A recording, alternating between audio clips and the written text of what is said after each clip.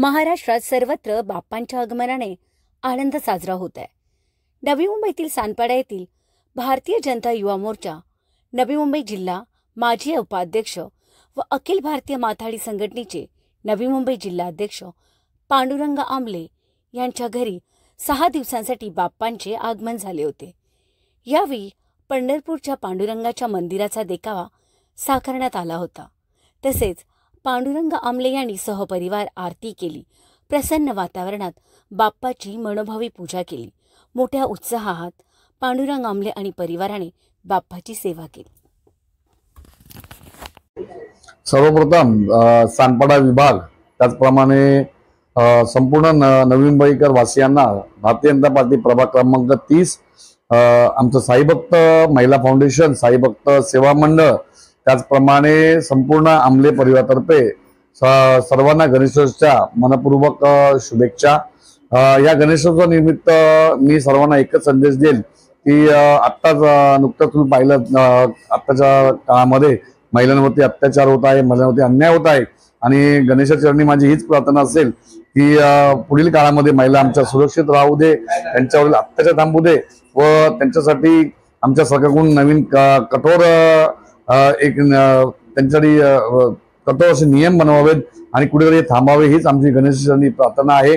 व संपूर्ण नवी मुंबईवासी व आमचे सानपाडावासी सुखरूप सुदृढ आणि निरोगी आयुष्य त्यांनी जगावे, हीच आमची बाप्पाचरणी प्रार्थना आहे।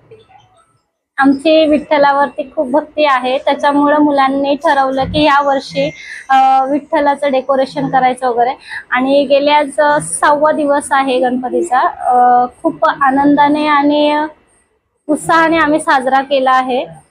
महिला सुरक्षित नाहीये, त्यासाठी सरकारने काय तो ठोस निर्णय घ्यावा, महिला सुरक्षित राहावी, यासाठी मी गणरायाचरणी प्रार्थना करते। गणपती म्हणजे कसं लोकमान्य ठिकाणी गणपती उत्सव साजरा केला, लोकांना एकत्र येऊन आणि उत्सवाने त्यांना आनंद साजरा करावा असे लोकमान्य टिळक म्हणत होते। मग लोकांनी म्हणून गणपती उत्सव साजरा करायला सुरुवात केली। त्याप्रमाणे आम्ही पण गणपती बसवायला आता 30 वर्ष झालं असेल।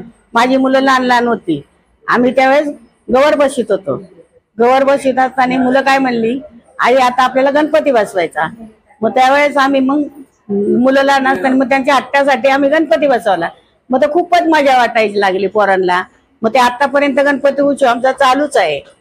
आणि आता हे मुलांनी डेकोरेशन केले, नातवानी नातीनी, त्यांनी सगळ्यांनी मस्त आपलं विठ्ठलाचं मंदिर पंढरपूरचं त्यांना आवड होती म्हणून त्यांनी आपल्या ते पंढरपूरची मूर्ती पण आणली विठ्ठलाची आणि गणपती मंदिर त्याप्रमाणे त्यांनी ते गणपती मंदिराप्रमाणे ते डेकोरेशन केलं।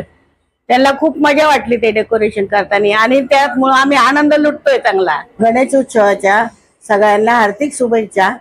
गणेश जयंती अशी सुखाची समृद्धीची जावो ही माझी सगळ्यांना शुभेच्छा। खरं तर गणपती आमच्या घरी येतात तर हे सगळ्यात मोठी आनंदाची गोष्ट आहे, कारण यामुळे आमची घरातील सर्व कुटुंब एकत्र येऊन आम्ही एकत्र सर्व डेकोरेशन केलेलं आहे।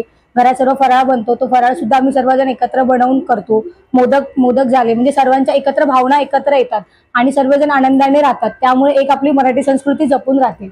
तसं तर पंढरपूरला कोणाला जाता येत नाही, तर मोस्टली मग आम्ही असा प्रयत्न केलाय की आपण घरीच पंढरपूर करावं, म्हणून आम्ही पंढरपूर सारखं डेकोरेशन घरी केलेलं आहे आणि पंढरपूरचं जे मंदिर असतं ते आम्ही घरी बनवलेलं आहे।